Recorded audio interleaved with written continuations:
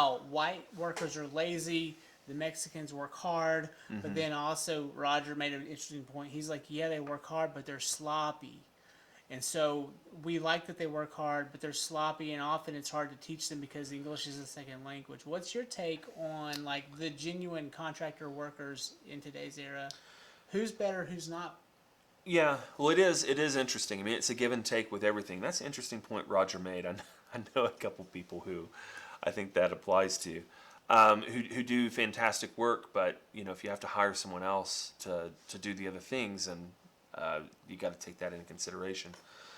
Um, I've worked with a lot of people over the years, and so one of my last jobs, I've worked with people who came out of an apprentice program right out of prison. Right? Some of them were fantastic, and some of them were not. We hired people. We hired some people out of the military. Some of them were fantastic. Some of them were not. And so I've kind of seen it. It gives me great hope because I do see it transcend race and sex and everything, that there are good and bad employees for both.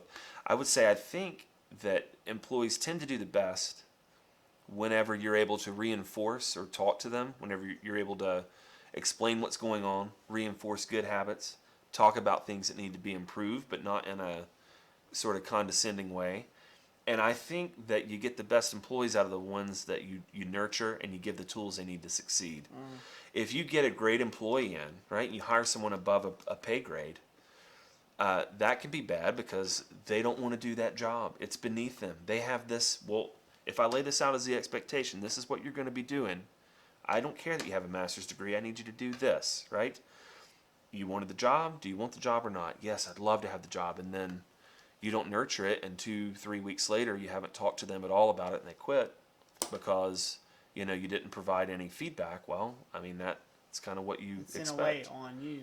Right, absolutely. So your take is that it's not so much about the employee specifically as it is about how you react to them and how you nurture them. Yeah, it's on me, right? So I've said this before. I think it's amazing. When I was in school, I was an A student.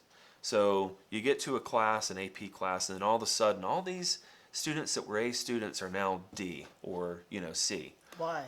Well, it's not a reflection on the students. Those students are good students. It's a reflection on the teacher, right? If you can't get A work out of me, that's your fault. I mean, honestly, because if you've got someone that wants to learn, that wants to do the work, that wants to understand, that does the homework, that takes it, then how can you possibly look and say, well, you somehow went from A to D? Sorry. I mean, well, I'm not very good. I went from D, C to A when I had Mr. Stewart for algebra. And he wasn't a good teacher.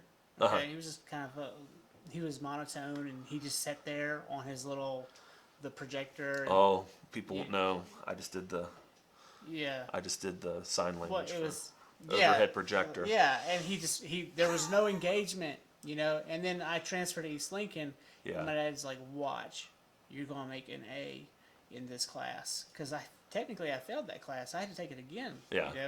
And I took it again with this teacher at East Lincoln. I don't remember her name. I aced it. Yeah. And it was because of her engagement. It makes so much difference. And of course I had it a second time, so I kind of understood the content before. Right. And so maybe that helped. But I do think a lot of our issue in school or public school or whatever is the length of time that we're engaged with the material.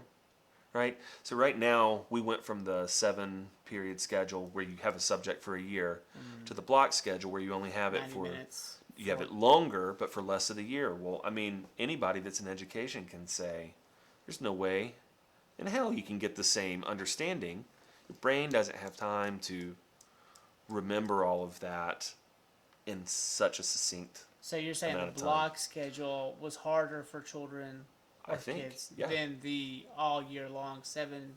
Yep. Talk to any older educator. Well, it also plays into the attention deficits of today's age. Where it does. You can call it attention deficit if you want, but I just think it's just that's just attention spans. Yeah, right. Okay, in general. Right. And we're, especially at our age group, when we came through, we were watching TV, and there were commercial breaks on TVs. Right. So we would have half-hour segments. Yeah.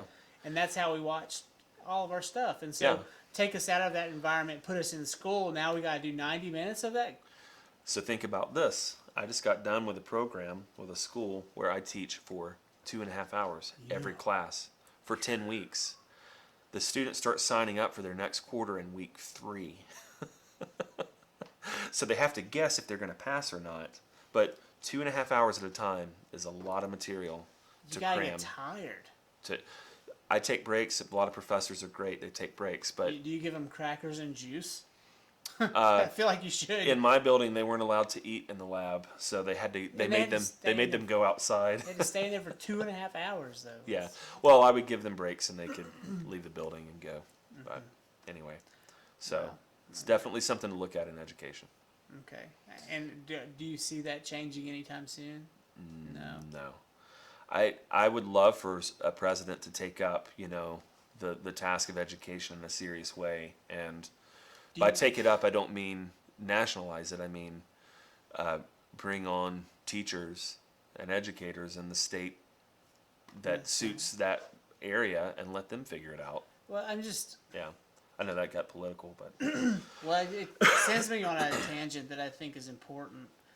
Why is our education system always last on the list for things to be considered improved? And, it should be the first. there's right? all this money going towards a wall being built, or there's all this money going towards a pipeline, or all these other things that are equally important, sure. Right. But we're 24th or even worse now in the world in education. All while we still act as if we're number one in education, and we haven't been. I don't think ever. And I don't understand. And those are all polls too, and I understand and I agree with what you're saying, and I think that it depends on the metrics that you're looking for, right? So for instance, I believe it or not, I still do think that American students are more creative, and this sounds crazy, No, but I agree with you. but they are than a lot of Asian cultures where it's also basically work rote smarter. memorization. So their languages, if you think of it, a lot more characters. It's about memorizing and sort of regurgitating. And so I saw that some in design that would happen where it's like, just show me what to make, just tell me what to do. And some of my best students were like the ones that are like, I don't know, I drew this thing and I turned it upside down and it looked so much better. And I just made this because it looks cool. And Yeah. you're like, it does look a lot better. You were right. So. And that's creativity on its head in a way, but Yeah, exactly.